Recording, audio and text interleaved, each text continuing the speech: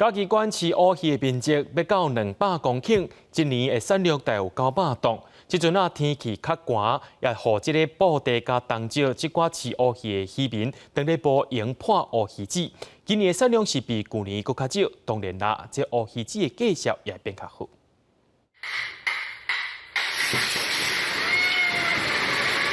乌鱼亲像水枪为车道顶悬射落来，嘉义县布袋乌鱼子当咧大出，货车载来满满的乌鱼，工人嘛无用咧破乌鱼子。不过今年量较少，所以价值变较悬。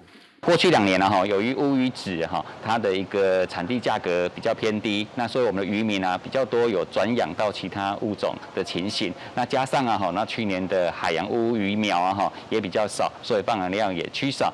收购乌鱼子的业者表示，往年因为价值歹，少人饲，阁受到疫情牵拖，进口的乌鱼子减少，造成即马本土乌鱼子的需求提悬。目前称的价值就去3成半左右。往年8纽的进口伫迄个600至700，今年9因为少人饲，所以讲价值浮动搁伫迄个3成半。一台接一台的货车不断甲乌鱼送来破，大家嘛无用赶紧来处理。